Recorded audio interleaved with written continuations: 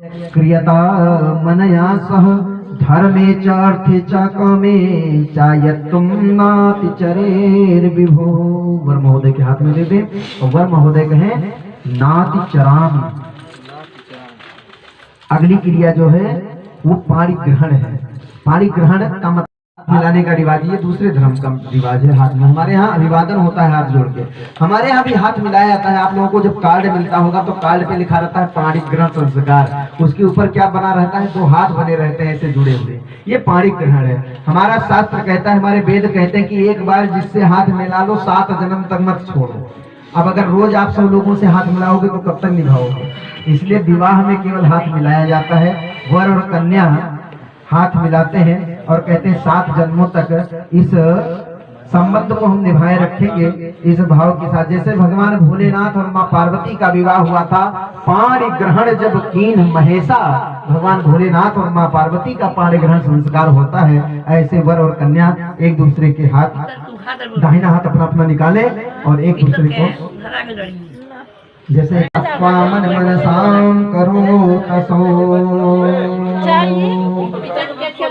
दूसरे से यहाँ जुड़ने जा रहे हैं और एक जन्म नहीं 7 जन्मों का संकल्प ले रहे हैं, तो बीच में गांठ बांधी जा रही है। ये गांठ क्या कहती है, ये गांठ क्यों शुभ मानी गई है? तो गांठ के अंदर 5 चीजें रखी जाती हैं। सबसे पहली चीजें हैं वो जो 5 वस्तुएं हैं, 5 चीजें हैं, वो कुछ कह रही हैं वर और कन्या से। वो जो बात कहना चाहती हैं, जो संदेश देना चाहती हैं, वो 5 वस्तुएं कह रही है कि जो भाव हमारा है, जो हमारे शब्द हैं, जो मैं कहना चाह रहा हूँ, उस बात को अगर आप गांठ बांध लोगे तो जीवन में कभी गांठ नहीं पड़ेगा।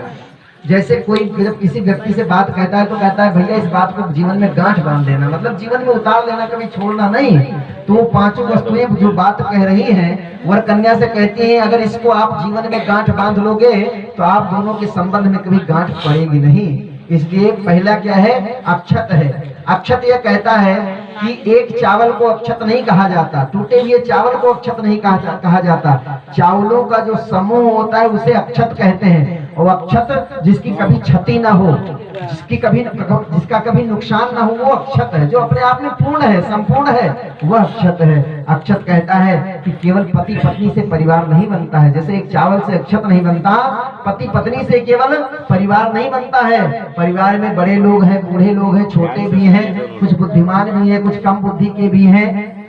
हर तरह के लोग, हर व्यवहार के लोग परिवार में पाए जाएंगे। और जो एक मुट्ठी में बांध के सबको चलता है, वही क्या होता है, अक्षत की तरह उसका जीवन रहता है। उसके जीवन में कभी क्षति नहीं होती है। अक्षत कहता है मेरी बात को आप दोनों लोग गांठ बांध लेना, जीवन में कभी परिवार से अलग नहीं होना। अगर अलग होंगे तो आप अक्षत की तरह पूर्ण नहीं रह जाएंगे। और उसके बाद फूल आता है, पुष्प। पुष्प कहाँ खिलता है, वो कांटों में खिलता है। फूल कहना चाहता है कि आप लोग आज से गृहस्थ जीवन में प्रवेश करने जा रहे हो। गृहस्थ जीवन इतना आसान नहीं। गृहस्थ एक तपोवन है जहाँ तप करना पड़ता है, बहुत चीजें बर्दाश्त करनी पड़ती है, एडजस्ट करना पड़ता है, तब जीवन चलता है। तो फूल कहता है कि जैसे मैं कांटों में रहता हूँ लेकिन जीवन भर मुस्कुराता रहता हूँ, दूसरे के लिए बलिदान हो जाता हूँ। फूल कहता है मेरी बात को प्यारे गांठ बांध लेना। जीवन में कोई भी कठिनाई आ जाए, समस्या आ जाए, लेकिन इस चेहरे पे मुस्कुराहट, प्रसन्नता कभी खत्म नहीं होनी चाहिए। आपका पड़ोसी ना जान पावे कि आप आज दुखी है, घर में कोई समस्या है। बाहर वाला हमेशा आपको प्रसन्न मुद्रा में देखे, चेहरे पे मुस्कुराहट, प्रसन्नता होनी चाहिए। और जैसे पुष्प अपने जीवन को समर्पित कर देता है दूसरे के लिए, अपनी सुंदरता को समर्पित कर देता है दूसरे के लिए, ऐसे आप भी अपने कला कौशल जीवन को परिवार के लिए समर्पित रखेंगे। ये फूल का भाव है। पुष्प कहता है इस बात को गांठ बांध लेना। उसके बाद अगली जो सामग्री है वो दूर्वा है। दूर्वा बड़ी मांगलिक मानी जाती है, किसी भी कार्य में संपन्न होती है और चढ़ाया जाता है, प्रयोग होती है। लेकिन दूब लोग कहते हैं कुएं के पास की दूब लाना, कुएं की किनारे की दूब लाना। क्यों? क्योंकि कुएं के नीचे हमेशा जल बहता रहता है, तो वहां की दूब हरी रहती है, इसलिए कहा गया। जहाँ शीतल शीतल जल बहता रहेगा वहां दूब हरी रहेगी। और दूब को कहा गया है वो अजर अमर है। सूखी हुई दूब अगर कहीं फेंक दी जाए, जल डाल दिया तो फिर से हरी हो जाती है, जल पाएगी तब, और जल नहीं मिलेगा तो सूख जाएगी। दूर्वा कहती है कि मेरी तरह आपका भी प्रेम, आपका भी संबंध अमर हो जाएगा। कब? जब आपके जीवन में प्रेम रूपी शीतल जल बहता रहेगा। आप दोनों के बीच में प्रेम रूपी जल बहता रहेगा तो आप भी दूध की तरह हरे भरे रहोगे और विकास करोगे, उन्नति करोगे। और अगर कहीं प्रेम रूपी जल खत्म हुआ, दूध की तरह रिश्ता सूख जाएगा। इसलिए दूध कहता है इस बात को गाढ़ मान लेना। और अगला जो है वो हल्दी है। हल्दी मांगलिक होती है, आरोग्यता की प्रतीक होती है। हल्दी कहती है कि घर में 10 लोग हैं, देवरानी जेठानी ननद सब हैं, लेकिन सबके पर जो आपका भाव हो, विचार हो, मांगलिक होना चाहिए। किसी के बारे में अमंगल मत सोचिए। कोई बुरा कर रहा है करने दीजिए, लेकिन आपका भाव सदा मंगल होना चाहिए, तो आपके साथ भी सदा मंगल होगा। और जीवन में आलस्य प्रमाद ना आने पाए, नहीं तो जीवन में रोग कष्ट तभी आता है जब आलस्य प्रमाद आते हैं। इसलिए जीवन में आलस्य प्रमाद ना आने पावे, ये हल्दी शिक्षा देता है। और अगला जो है वो पैसा है, 5वां। पैसा सबसे खतरनाक वस्तु है। संबंध अगर टूटते हैं तो पैसों के कारण ही घर परिवार में दरार आती है, टूटता है। पैसा कहता है कि मैं जितना अच्छा हूँ उतना ही बुरा हूँ। बिना पैसे के जीवन चलने वाला नहीं है। और पैसा ज्यादा हो जाए, अव्यवस्थित हो जाए तो संबंध टूट भी जाता है। पैसा कहता है कि अगर हम जहाँ हम रहें वहाँ अगर पारदर्शिता हो, चाहे पत्नी के हाथ से पैसा आवे या पति के हाथ से आवे, लेकिन पारदर्शिता होनी चाहिए। पति देव कमा के लावे तो पत्नी के जानकारी में होना चाहिए कि कितना पैसा आया और कहाँ खर्चा हुआ। ऐसा नहीं कि हम कमा के लाए हैं जहाँ मर्जी आग लगा दें। नहीं, आप कमाने की जिम्मेदार हैं, खर्च में दोनों सहभागी हैं। अगर पत्नी को अपने मायके से कुछ भी मिला है तो वह भी पति की जानकारी में होना चाहिए। नहीं कि ये तो हमारे माता पिता ने दिया है, जो चाहे सो करें इस पैसे का। होता है ना, उसको अलग रखते हैं, कहेंगे कि माता पिता ने दिया है। ऐसा रखेंगे कि नोट बनने हुआ तो सबसे ज्यादा इन्हीं का नुकसान हुआ, सब 500-1000 का निकलने लगा अंदर से। तब तो वो पति की जानकारी में होना चाहिए। 2000 वाला हो तो भी निकाल दीजिए। तो वो उनकी जानकारी में होना चाहिए। जब पैसा जानकारी में होगा, आय खर्च। और दूसरा, पैसा कहता है अगर हमें आप संजो कर रखोगे, अगर आप फिजूल खर्ची करोगे, गलत चीजों में, शराब जुआ इत्यादि में अगर पैसे बर्बाद करोगे तो एक वो पैसा ही एक दिन आपको ऐसा तरसाएगा, लेकिन पैसे के लिए व्यक्ति मोहताज हो जाता है। इसलिए लक्ष्मी का सम्मान करो हमेशा। गलत जगह आदमी पैसा ज्यादा हो जाता है तो मदान हो जाता है, इतना अंधा हो जाता है कि लक्ष्मी का अनादर करने लगता है। लक्ष्मी जब रूठ जाती है तो क्या करती है, फिर जीवन बर्बाद हो जाता है। इसलिए पैसे का सम्मान करेंगे, इन 5 बातों को अपने जीवन में गांठ बांध लेंगे तो आप लोगों का जीवन बड़ा ही सुखमय होगा। आइए कोई गांठ बांध दे, ग्रंथ बंधन कर दें। 5 चीज रख के और ग्रंथ बंधन करने पर कन्या का ओम समंजन्तु विश्वे देवाः समापो हृदयानिनौ सम्मातरिश्वा संधाता समुद्रेष्टि दधातु नो।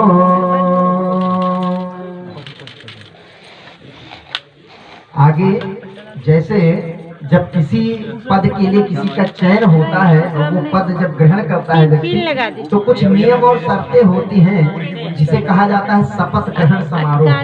जब प्रधानमंत्री, मुख्यमंत्री या कोई मंत्री बनता है, पद का निर्वहन करता है, तो पहले शपथ समारोह होता है। कुछ मर्यादा होती है, उसी जगह पे लगा दीजिए कि खुले ना। उस पद की जिस मर्यादा का वर्ण करना पड़ता है तब आपको वो पद मिलेगा, ऐसे नहीं मिलता है। तो आप दोनों जो है वो एक पद ग्रहण करने चाह रहे हैं। क्या वर महोदय आज से पति का पद ग्रहण कर रहे हैं और जो कन्या है वो पत्नी का पद ग्रहण कर रही है। तो दोनों के कुछ नियम है, कुछ मर्यादाएं बताई गई हैं। उस मर्यादा को आज से अपने जीवन में उतारना पड़ेगा, उन संकल्पों को जीवन में उतारना करना पड़ेगा, उस शपथ को स्वीकार करना पड़ेगा, तब वह आपको पद मिलेगा, वो आसन तभी मिलेगा। हमारे यहाँ पति और पत्नी होते थे, ये तो बाद में हस्बैंड वाइफ हो गए। हस्बैंड वाइफ हो गए तब से मामला गड़बड़ हो गया। हस्बैंड का मतलब होता है जिसका बैंड बजता है, जीवन भर हंसता है, वो हस्बैंड। और वाइफ का मतलब होता है without information fight every time, जब मर्जी। इसलिए और पति का मतलब क्या होता है, पति जो अपने पत्नी को कभी पतित न होने दे, किसी के सामने अपमानित न होने दे, वो पति है जो उसका सम्मान है। पति जो पत्नी को पतित न होने दे और पत्नी वो जो पति का पतन न होने दे। सावित्री जैसा सत्यवान को यमराज के यहाँ से वापस ले आओ, वो पत्नी है जो पति का पतन न होने दे। इसलिए पत्नी बन के रहिएगा। हस्बैंड वाइफ रहेंगे तो फिर बैंड बजते रहेगा। इसलिए पति पत्नी रहे, जो हमारी मर्यादा है हमारे सनातन धर्म की, उसमें पिरोए रहेंगे, बंधे रहेंगे। जीवन का आनंद उसी में है, अपने में, पराये में आनंद नहीं है। तो आइए, ये वर कन्या की प्रतिज्ञा है। तो मैं यहाँ से बुक भी दे रहा हूँ, माइक भी दे रहा हूँ, आप लोग पढ़िए। सबसे पहले वर की प्रतिज्ञा है, वर महोदय के हाथ में अक्षत दे दें और सबको सुनाई दे। आज से धर्म पत्नी को अर्धांगिनी घोषित करते हुए उसके साथ अपने व्यक्तित्व को मिलाकर एक नए जीवन की सृष्टि करता हूँ। अपने शरीर के अंगों की तरह धर्म पत्नी का ध्यान रखूंगा।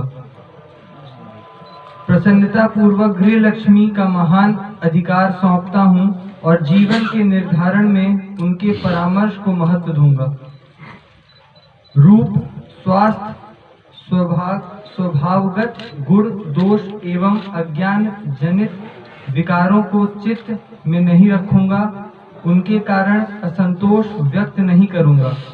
स्नेह पूर्वक सुधारने या सहन करते हुए आत्मीयता बनाए रखूंगा।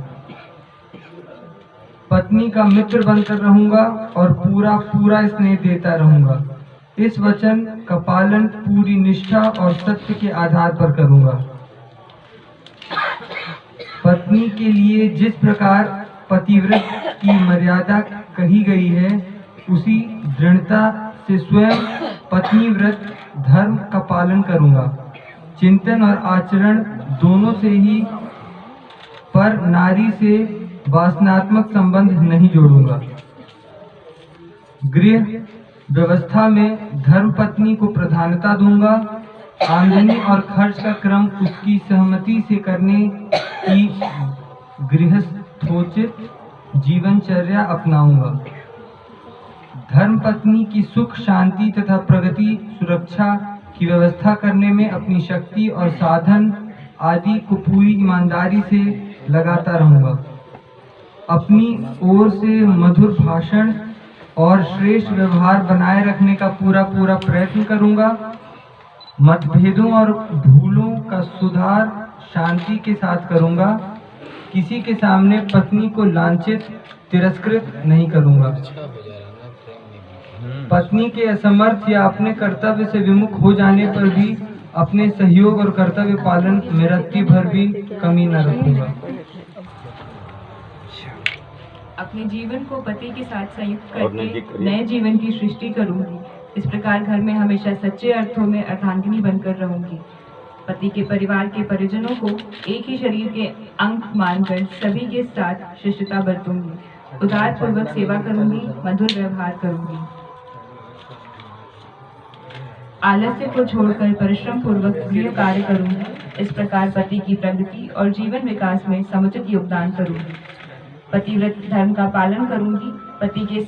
पति के प्रति श्रद्धा भाव बनाए रखकर सदैव उनके अनुकूल रहूंगी। कपट दुराव न करूंगी। निर्दोषों के अविलंब पालन का अभ्यास करूंगी। सेवा, स्वच्छता तथा प्रिय भाषण का अभ्यास बनाए रखूंगी। ईर्ष्या, कुड़न आदि दोषों से बचूंगी और सदा प्रसन्नता देने वाली बनकर रहूंगी।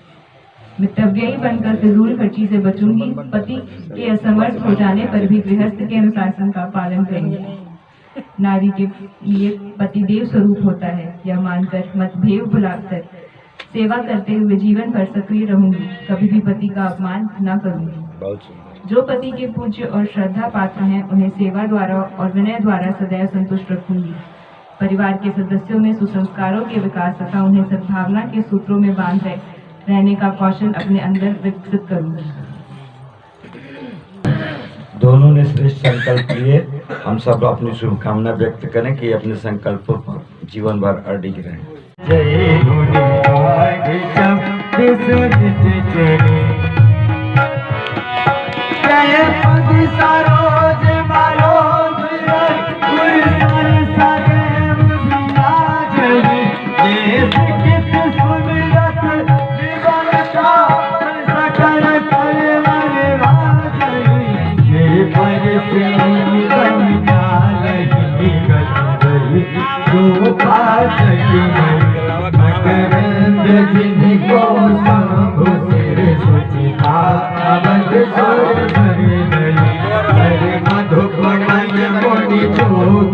मधुबन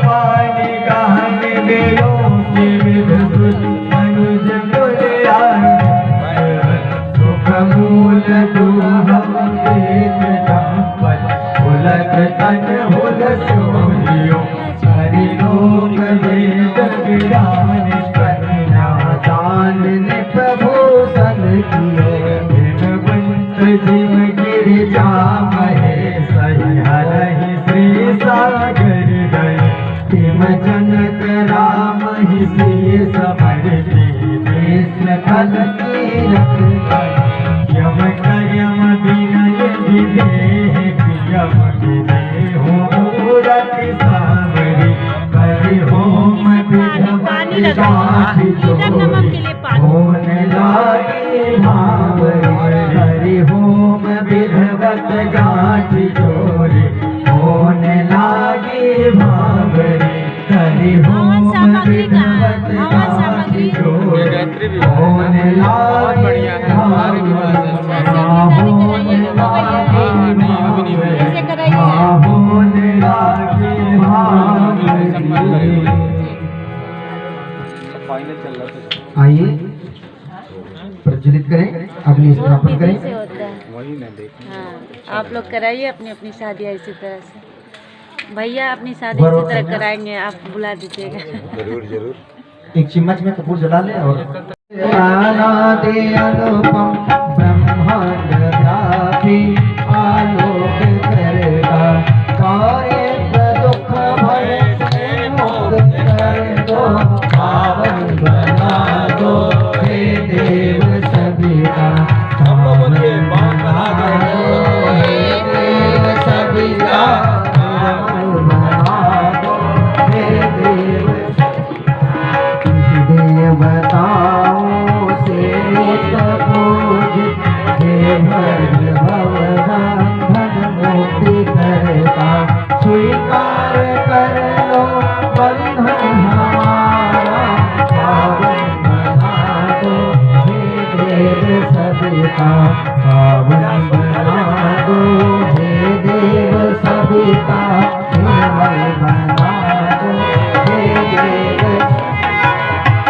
व्याधिनाशक हे पुष्टिदाता ऋग साम यजुर्वेद संचार करता हे भूर्भुवः स्वः हे स्वप्रकाश पावन बना दो हे देव सभी का पावन बना दो हे देव सभी का उज्ज्वल बना दो हे देव सभी का मानव से आद पूजित नश्वर शुभ ज्योति करता हे काल अनाथ ईश्वर पावन बना दो झगड़ा भी नहीं करते हैं शादी में।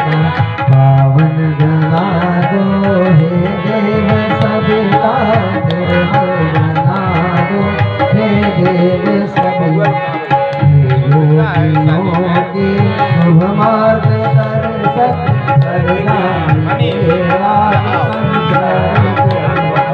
प्रणिपात स्वीकार लो हम सभी का पावन बना दो हे देव सभी का पावन बना दो हे देव सभी का निर्मल बना दो हे देव सभी का उज्जवल बना दो हे देव सभी का जात वेदस्तेने धस्ववर्धस्व चेतवर्धय च समान प्रजया पशुभिर्ब्रह्मवर्चसेन अन्नाधयेन समेधय स्वाहा इदम अग्नये जात वेद से इदम नमः ओम समिधाग्नेन्द्रियशतघसेर्बोधयतातिथिं आश्विन हव्याजुहोतना स्वाहा इदम अग्नये इदम नमः तीसरी ओम सुसमिधाय शोचसे घृतं तीव्रं जुहोतना अग्नये जात वेद से स्वाहा इदम अग्नये जात वेद से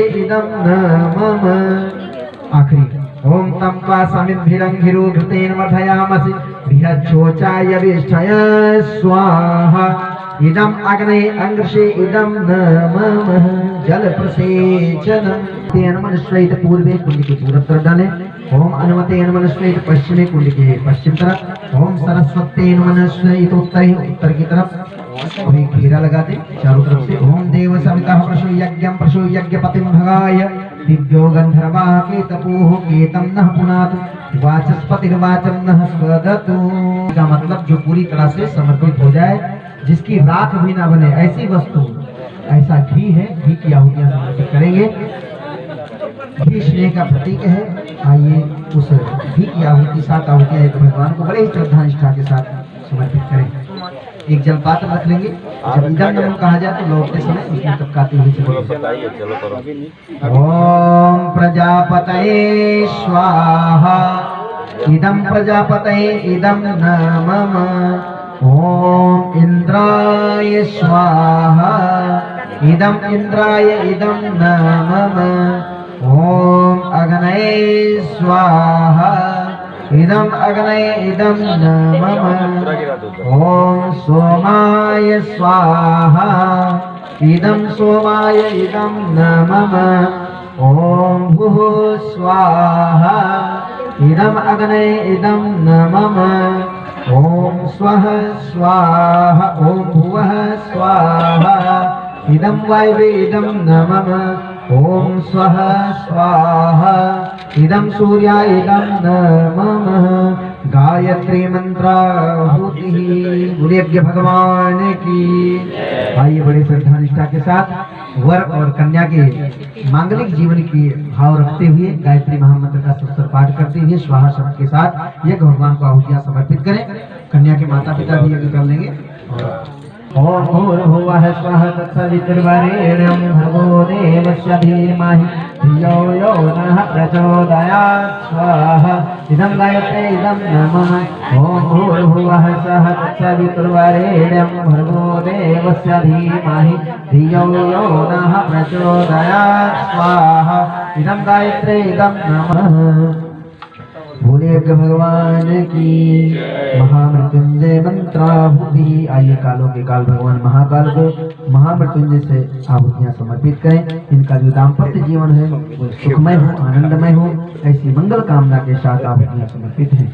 भोले वाले महाकाल की ओम त्र्यंबकं यजामहे सुगंधिं पुष्टिवर्धनम् उर्वारुकमिव बन्धनान् मृत्योर्मोक्षीयमामृतात् स्वाहा इदं महामृत्युंजयाय इदं नमः। योग मार्गदर्शन में या वैवाहिक मांगलिक कार्यक्रम संपन्न हो रहा है। ऐसे परम पूज्य गुरुदेव और वंदनीय माता जी के चरणों में समर्पित करेंगे। भाव होगा कि हमारी श्रद्धा सजल हो जाए, हमारी प्रज्ञा प्रखर हो जाए। ओम प्रखर प्रज्ञाय विद्महे महाकालाय धीमहि तन्नः श्रीरामः प्रचोदयात् स्वाहा इदं महाकालाय इदं नमः। ओम सजल श्रद्धाय विद्महे महाशक्ते धीमहि तन्नो भगवती प्रचोदयात् स्वाहा इदं महाशक्ते इदं नमः। प्राश्चित होमः। अब और लोग आहुति नहीं डालेंगे, केवल वर और कन्या आहुति डालेंगे। 5 आहुतियां हैं जो प्राश्चित आहुति है। वर वधू होम सामग्री से आहुति करेंगे। भावना करेंगे कि ये प्राश्चित आहुति है। पूर्व के जो भी दुष्कृत रहे हैं वो अग्नि में तप के धुल जाएंगे और यहाँ से नवीन जीवन लेकर के हम एक दूसरे के साथ मिल करके गृहस्थ जीवन में प्रवेश करेंगे। ऐसे जो भी अभी तक जीवन में उछलताएं रही हो या भी जो भी कमियां रही हो वो यही छोड़ दिया जाएगा और एक जिम्मेदार व्यक्तित्व लेकर के अपने गृहस्थ जीवन में प्रवेश करेंगे। इस भाव के साथ 5 आहुति विशेष दी जा रही है वर और कन्या। हवन सामग्री से।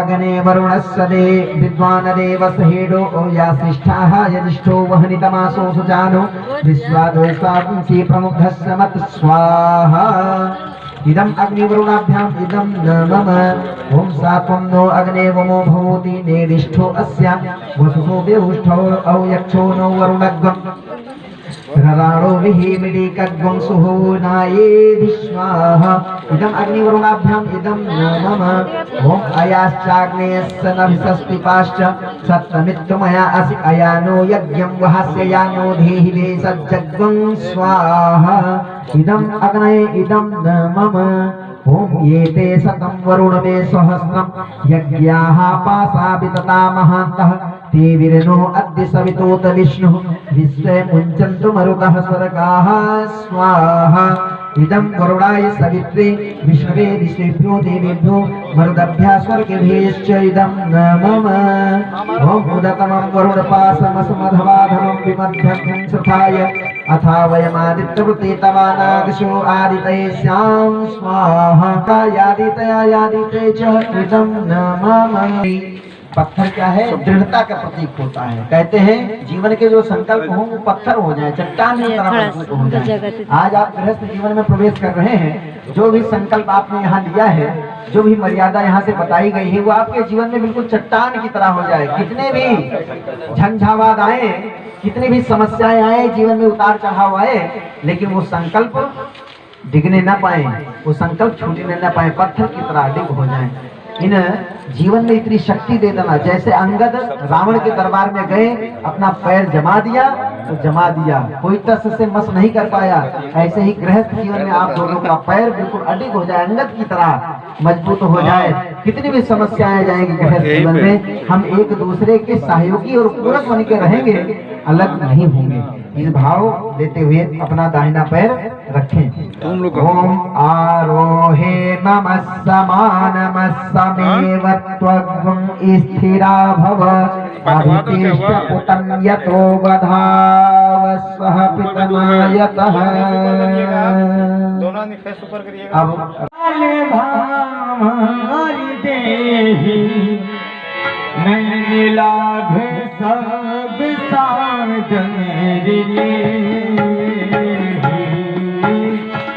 जाई न बररे मनोरथ कहाव सुथोरी हे राम सिए सोधर प्रवत छाही जगमगात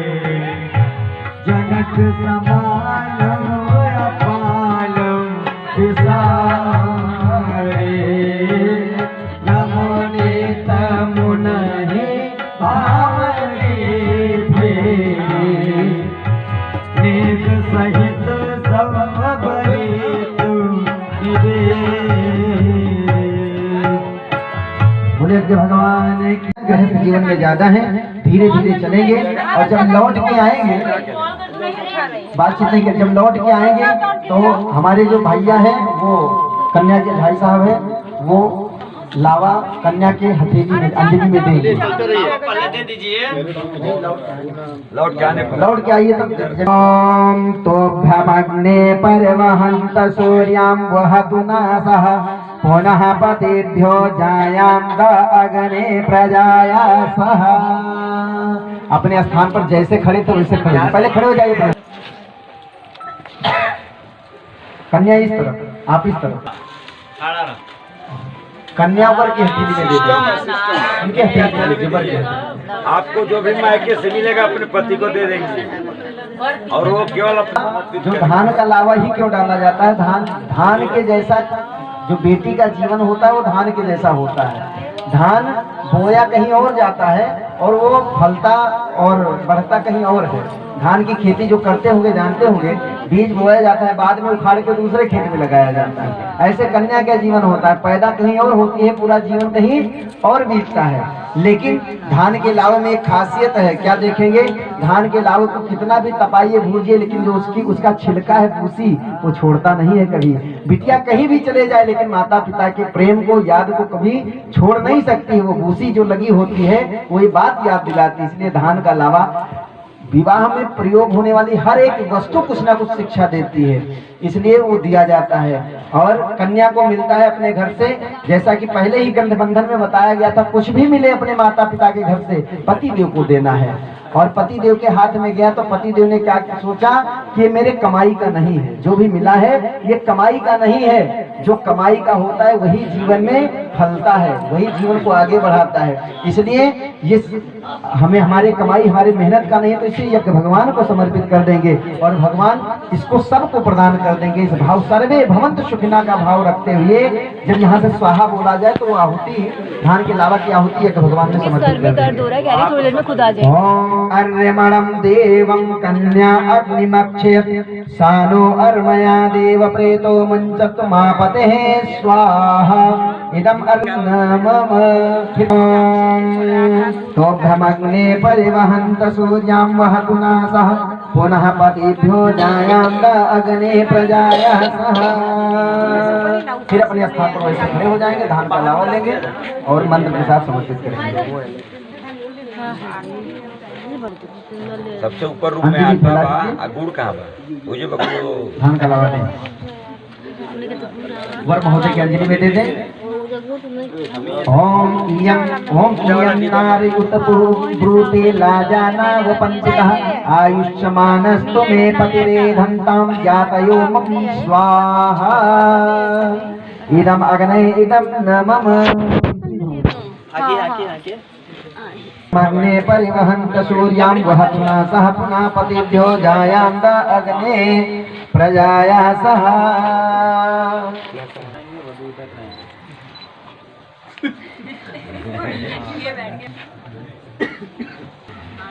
चलिए दे दीजिए।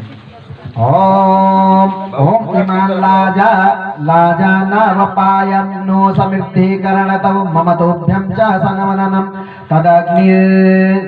तदग्निर्मन्यतामिह त्वं स्वाहा इदमग्ने इदं न मम। ओम तुभ्यमग्ने परिवहन्त सूर्यां वहतु नासः पुनः पतिभ्यो जायान्त अग्ने प्रजया सह। अपने स्थान पर खड़े हो जाए। सवितुर्वरेण्यं भर्गो देवस्य धीमहि धियो यो नः प्रचोदयात् स्वाहा इदम गायत्री इदम न मम। अब राम जी जनकपुरी में मिथिला में धीरे धीरे चल रहे हैं और वहाँ की सखिया गाती हैं क्या, राघो धीरे चलो ससुरार गलिया, राघो धीरे चलो ससुरार गलिया। खड़े हो जाएंगे अपने स्थान पर। धीरे चलो ससुरार गलिया, राघो धीरे चलो। लावा दे। धीरे चलो ससुराल गलिया, राघो धीरे चलो ससुराल गलिया। तेरी सास भी आवे तो वारी वारी जामी, तेरी सास भी आवे तो वारी वारी जामे, तेरे ससुर तुम्हारी सुने लैया मन राघो धीरे चलो ससुराल गलिया, राघो धीरे चलो। भूर्भुवः स्वः तत्सवितुर्वरेण्यं भर्गो देवस्य धीमहि धियो यो नः प्रचोदयात् स्वाहा इदं गायत्री इदं न मम। राघो धीरे चलो ससुराल गलिया, राघो धीरे चलो ससुराल गलिया, राघो धीरे चलो।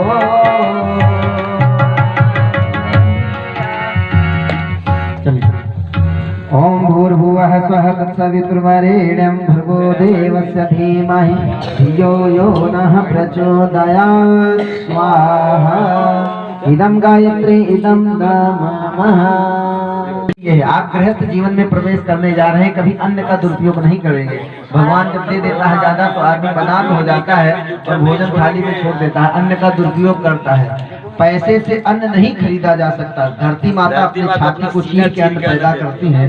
जिस दिन धरती मैया अन्न देना बंद कर देगी उस दिन क्या होगा? आप कितना भी पैसा दें अन्न मिलने वाला नहीं है, इसलिए अन्न का सम्मान करेंगे। दूसरी जो ढेरी है वो बल वृद्धि के लिए है। भगवान ने बल दिया है तो उसका सदुपयोग करेंगे, दुरुपयोग नहीं करेंगे। तीसरा धन वृद्धि के लिए है। भगवान ने धन दिया है, धन का सदुपयोग करें, दुरुपयोग न करें। भगवान आपको धन प्रदान करें। चौथा सुख समृद्धि के लिए है। भगवान आपके जीवन में सुख की वृद्धि करें। और पांचवा जो है प्रजा पालन की है। प्रजा का मतलब पुत्र पौत्र, आपके परिवार की वृद्धि करें। और छठवां ऋतु व्यवहार के लिए और सतवां मित्रता वृद्धि के लिए। सब खत्म हो जाए लेकिन आप दोनों के बीच में जो प्रेम है, जो मित्रता का परस्पर का जो व्यवहार है वो कभी ना खत्म होने पाए। वो रहेगा तो सब अपने आप आ जाएगा जीवन में। इसलिए इन सातों चीजों को प्राप्त करने के लिए 7 ढेरियों पर अपना एक एक कदम रखते हुए चलेंगे। सबसे पहले वर और कन्या अपना दाहिना कदम पहले हाथ जोड़ें। सबसे पहले हाथ जोड़ें और आपके जीवन में अन्न की वृद्धि हो भगवान से प्रार्थना करें। ओम ये को विष्णु जगत सर्वम व्याप्तमेन चराचरम हृदये यस्ततो यस्य तस्य साक्षी प्रतीयता। पहला चरण दाहिना चरण पहली ढेरी पर रखें। दाहिना चरण पहली ढेरी पर रखें। ओम ईश एकपदी भवसान मामनो व्रता भव विष्णुत्वान यनुपुत्रान विंदावहे बहुस्ते संतु जरदष्टयः। दोनों पैर बराबर कर लीजिए, हाथ जोड़ लीजिए। और दूसरी जो ढेरी है वो बल वृद्धि के लिए है और भगवान से प्रार्थना करें कि आपके अंदर बल की वृद्धि हो। ओम जीवात्मा परमात्मा च पृथ्वी आकाशमेव च सूर्य चंद्र द्वयोर्मध्ये तस्य साक्षी प्रदीयता। बायां पैर दूसरी ढेरी पर। ओम ऊर्जे द्विपदी भवसा मामनो व्रता भो विष्णुस्वान यदुपुत्रान विंदावहे बहुस्ते संकुचरदष्टयः। फिर पैर को बराबर कर ले। तीसरी ढेरी धन वृद्धि के लिए है, भगवान से प्रार्थना करें। ओम त्रिगुणाश्च त्रिदेवाश्च त्रिशक्ति सप्तपरायणः लोकत्रयेति संध्यायाः तस्य साक्षी प्रदीयताम्। दाहिना पैर रखे तीसरी ढेरी पर। ओम रायस्पोषाय त्रिपदी भवसानां मामनो व्रता भू विष्णुस्वान यदुपुत्रान विंदावहे बहुस्ते संकुचरदष्टयः। फिर पैर बराबर कर ले और चौथी शुभ वृद्धि के लिए हाथ जोड़ करके भगवान से प्रार्थना करें। ओम चतुर्मुखस्ततो ब्रह्मा चत्वारो वेद संभवा चतुर्युगाः प्रवर्तन्ते तेषां साक्षी प्रदीयताम्। बायां पैर रखें चौथी ढेरी पर। ओम मायो भवाय चतुष्पदीं भव सा मामनो व्रता भव विष्णुस्वान यदुपुत्रान विंदावहे बहुस्ते संतु जरदष्टयः। पैर को बराबर कर ले और परिवार की वृद्धि के लिए भगवान से प्रार्थना करें। ओम पंचमे पंचभूतानां पंच प्राणः परायणः तत्व दर्शन पुण्यानां साक्षिणा पंच प्राण पंचधः। चले दाहिना पैर रखें पांचवी ढेरी पर। ओम प्रजाभ्या पंचपदी भवसा मामनो व्रता भो विष्णुस्वान यदुपुत्रान विंदावहे बहुस्ते संतु जरदष्टयः। पैर को बराबर कर ले, भगवान से प्रार्थना करें। ओम खष्टे तु खष्ट ऋतूणां च खण्डमुखा स्वामी कार्तिकः खड्रसाय प्रजायन्ते कार्तिकेयस्य साक्षिणः। बायां पैर रखें छठी ढेरी पर। ओम ऋतुभ्या खष्टपदी भवसा मामनो व्रता भो विष्णुस्वान यदुपुत्रान विंदावहे बहुस्ते संतु जरदष्टयः। पैर को बराबर कर ले। आपकी जो आपका जो व्यवहार है वो कभी उसमें खटास नहीं आना चाहिए। बाबा तुलसीदास जी कहते हैं मित्र का व्यवहार कैसा होना चाहिए। जे मित्र दुख न होए दुखारी तिनहि लोकत सम पातकहारी। जो मित्र के दुखी ना हो जाए, जो मित्र के सुखी ना हो जाए वो पापी है। इसलिए ऐसी मित्रता होनी चाहिए, एक दूसरे के सुख में सुखी और एक दूसरे के दुख में दुखी। प्रार्थना करें भगवान से। ओम सप्तमे सागराश्चैव सप्तदीपः सपवर्तकः येषां सप्तऋषि पत्नीनां तेषाम् आदर्श साक्षिणः। ओम सखे सप्तपदी भो सामाम नो व्रता भो विष्णुस्त्वान् यतु पुत्रान् विन्दावहे बहुंस्ते संतु जर दष्टयः। बोलिए कि भगवान की राजा प्राप्त होता है। जब कन्या बाएं बैठ जाए तब समझ लो वो पत्नी हो गई है। पत्नी नहीं, धर्म पत्नी हो जाती है। पत्नी के आगे ही धर्म पत्नी लगता है। जो अपने पति को सदैव धर्म के रास्ते पर ले जाए वो धर्म पत्नी है। इसलिए अब वो स्थान प्रदान किया जा रहा है। ओम इह गावो निसीदंत स्वाहा इह पुरुषा इहो सहस्त्र दक्षिणो यज्ञ इह पूखा निषदतु हो। बोले भगवान की जय। बैठ। श्रीमान ओझा बाबू जी अपनी कन्या का पाद प्रक्षालन करेंगे, वर महोदय का पाद प्रक्षालन करेंगे। जो फूल के परात में जल था, जो कन्यादान वाला जल था, उसमें लगाएं और जल लगा करके 3 बार उनके पैरों को पैर पर स्पर्श करेंगे जल। हाँ, माता पिता दोनों लोग स्पर्श करेंगे। उसके बाद आचमनी से जल से हाथ धुल लेंगे। उसके बाद जो कुछ आपको देना है पाद प्रक्षालन में, पांव पूजने में जो कुछ देना है वो सामग्री ले लेंगे। यहाँ से मंत्र बोल दिया जा रहा है। ओम याते पतिग्नि प्रजाग्नि पशुग्नि, पहले पैर धोएंगे, पैर का मंत्र बोला है। ओम याते पतिग्नि प्रजाग्नि पशुग्नि गृहग्नि यशोग्नि निंदितः तनोर्जारग्नि तत्एनाम करोमि साजीर्यत्वं मया सह।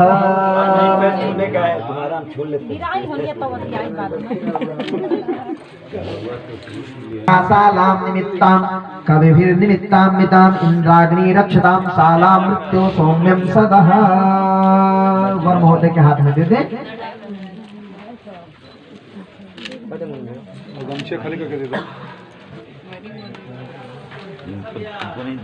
माता पिता के अलावा और कोई होगा, अगर कोई है तो। ध्रुव तारा अपने जगह पे क्या है, अडिग है। और अगर दिन में विवाह हो तो सूर्य का दर्शन कराया जाता है, और रात में विवाह हो तो ध्रुव तारा। हम लोग दोनों की संधि काल में है। रात चली गई है, एकदम संधि में है, और प्रातः काल हो गया है। और बहुत बढ़िया जो गुरुदेव करते हैं, अच्छा ही करते हैं। व्यवस्था की गई थी रात में विवाह की, लेकिन प्रातः काल में विवाह हो गया, ब्रह्म वेला में विवाह हो गया, बढ़िया ब्रह्म मुहूर्त में विवाह हुआ। तो ये ईश्वर की व्यवस्था, गुरुदेव की व्यवस्था, बढ़िया ब्रह्म मुहूर्त में विवाह संपन्न हुआ है। तो आइए सबसे पहले अक्षय पुष्प लें और भगवान सूर्य का ध्यान करेंगे। भगवान सूर्य को प्रणाम करेंगे। भगवान सूर्य क्या करें, आपको दीर्घ जीवी बनावें। जीवेम सदा सतम, ये भाव है। आइए सूर्य भगवान का ध्यान करें। अक्षय पुष्प लेने वर कन्या। मेरे पास पाकिट है। सूर्य का ध्यान। अभी इसको जो मिलेगा उसको देगा, पता है। सूर्य का ध्यान। तच्चक्षुरदेव हितं पुरुस्तात् शुक्रमुच्चरत् पसेम सरदः सतं जीवेम सरदः सतक्वं शृणयाम सरदः सतं प्राब्रवाम सरदः सतमदीनाः स्याम सरदः सतं भूयश्च सरदः सतः। ध्रुवं स्वापस्याम ध्रुवैधिपोष्यैमहि मह्यं स्वादाद बृहस्पतिर्मया पत्यः प्रजापति संजीव सरदः सतं संजीव सरदः सतं। प्रणाम करने अक्षर पुष्प। कन्या का मांग भरता है, मतलब, और मांग आधी नहीं पूरी मांग भरी जाती है जीवन भर। अग्निकुंड बाहर ले जा सकते हैं। नहीं अभी विदाई नहीं, अभी काम तो लगेगा, लेकिन अभी पूरा होना है, विसर्जन होगा पूरा। बोले कि भगवान की। तो मांग आधी नहीं भरी जाती, पूरी मांग भरी जाती है। पूरी मांग इसलिए भरी जाती है कि आज के बाद कन्या के जीवन में जीवन भर उसकी मांग पूरी करेगा। क्या करेगा, मांग पूरी करेगा। लेकिन मांग जो हो वो ढंग से होनी चाहिए। ऐसा नहीं कि अगर अथॉरिटी मिला है तो जो चाहेंगे वो मांग लेंगे। तो पूरी मांग भरेंगे, मानी मांग पूरी करेंगे। ठीक है, आइए इस भाव के साथ, जैसा भी नियम है, मांग भरेंगे। सिंदूर देहि राम सिर सिंदूर देहि सिंदूर देहि शोभा कहे ना जाति करुणे परागम जलज भरनी के जलज भरनी के ससहि भूस अहिलो भुयनी के बहुरे वशिष्ठ अनुशासन अनुशासन बदलू नहीं न पैठी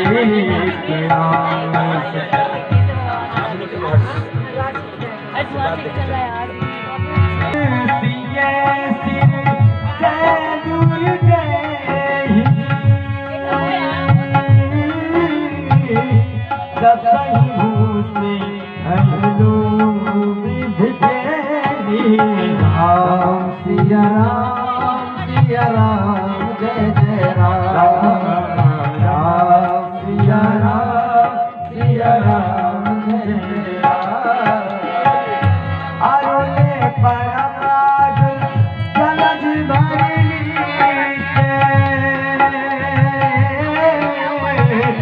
ससई भूषे अहिदू अग्नि के राम सिया राम जय जय राम राम सिया राम।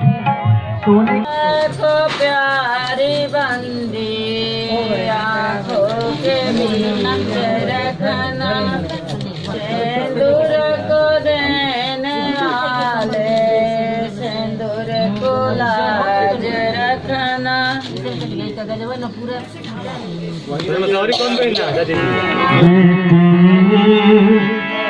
ससुरे में रही हाथ चाँद बन के बेटी ससुरे में रही हाथ चाँद बन के रहिया आँखी के पुतलिया के मान बन के बेटी ससुरे में रही हाथ चाँद बन के बेटी रहिया तू ससुर चाँद बन के सासु निस दिन चरण दबैहा सासु निस दिन चरण दबैहा बिटिया सबसे पाछे खैहा सबसे पाछे खैहा सासु निस दिन चरण दबैहा बिटिया सबसे पाछे खैहा ससुर के बाजे जब खड़ुआ पानी दिए धोवे कौआ रहिहा जहाँ तूस महीनवा के बिहार बन के बिटिया जहाँ तूस महीनवा के बिहार ससुरी में रही हाथ चाँद बन के ससुरी में रही हाथ चाँद बन के साँझ तन को समय जो पैहा साँझ तन को समय जो पैहा छोटहर लैकन के पढ़ैहा हर लड़कन के पढ़ैहा बिटिया सत्संग में मन लैहा बिटिया सत्संग में मन लैहा जो कोई आवत आहट पैहा ओकर घूंघट में छिपैहा रहिहा हीरा और मोती के कान बन के आप सभी जानते हैं कि जो लोहा होता है वो बाहर घर के पड़ा रहता है, लेकिन हीरा मोती सोना जो होता है तिजोरी में रखता है। ऐसा रहना ससुराल में कि लोग अपने हृदय की तिजोरी में बिठा लें, आंखों की पुतली में बसा लें। ऐसा रहना एक पिता अपनी बिटिया से कहता है। इज्जत पगड़ी के जो गई पिता कहता है बेटी से कि बेटी इस पगड़ी की इज्जत आज से तुम्हारे हवाले है। हाँ वो इज्जत पगड़ी के जो गई घर से बाहर कबहू न जइहा इज्जत पगड़ी के जो गई घर से बाहर कबहू न जइहा। तोरे कारण घर बचाई न जइहा जियत नाही मारे। हे बेटी, अगर तुम्हारे घर में जाने से अगर बांट हो गया, घर में अलग हो गया, समझ लो मेरा संस्कार बेकार हो गया। तुम्हारे पहुंचने से अगर घर टूट गया, मेरा संस्कार बेकार होगा। एक बेटी अगर जिस दिन तुम्हारे जाने से ससुराल का परिवार टूटा, समझ लो तुम्हारा पिता उस दिन मर गया। ये भाव है पिता के। तोहरे कारण घर बचाए कजनी हजियत नाही माए, ऐसन जन करिहा की और हनियावे बान बन के, ऐसन जन करिहा की और हनियावे बान बन के। बेटी ससुरे मेरा जान बन के, सुन ले जाई तुहर बड़ाई, सुन ले जाई पिता कहता है कि अगर तुम्हारी शिकायत आएगी तो वो किसी बंदूक की गोली और बाण से कम नहीं होगा। अगर आपका वरहन शिकायत आया तो वो बाण की तरह इस पिता के हृदय में चुभ जाएगा। लेकिन अगर आपकी बड़ाई अगर मुझे सुनने को मिला, अगर लोगों की बड़ाई, तो समझ लो जैसे फूल बरस रहा हो पिता के ऊपर, हृदय चौड़ा हो जाता है, मन प्रफुल्लित हो जाता है। भाव कहता है सुन ले जाई तुहर बड़ाई, जिया जाई तब भुलाए, ऐसन करिहा सब सरकार तोहरा दिन आगे अमार।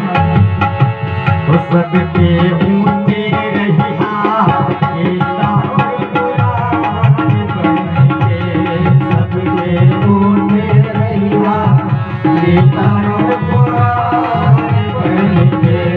बेटी ससुरे तेरी रही हाथ जान बन के, बेटी ससुरे रही हाथ जान बन के, बेटी ससुरे रही हाथ जान बन के।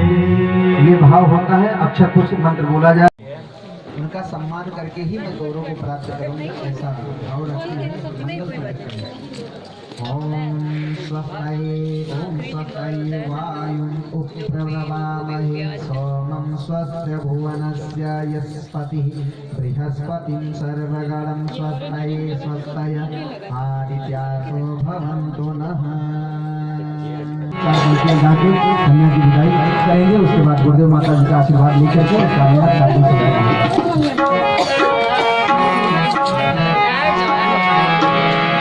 बाबुल का घर छोड़ के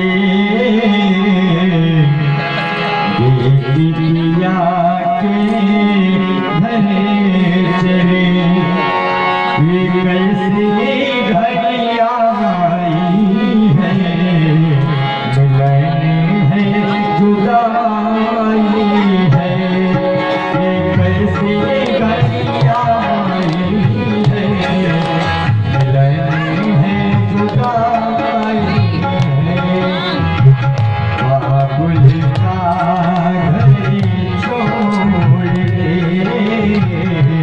बेटिया के घर चले, ये कैसी घड़िया आई है, मिलन है जुदाई है, ये कैसी घड़िया आई है, मिलन है जुदाई है। बचपन के वो खेल खिलौने छोड़ के ससुर जाएगी, गोरा जवाया की कहानी याद बहुत आएगी, रो कर भी कीमत कैसे चुका पाएगी। बाबुल का घर छोड़ के बेटिया के घर चली, ये कैसे घड़िया आई है,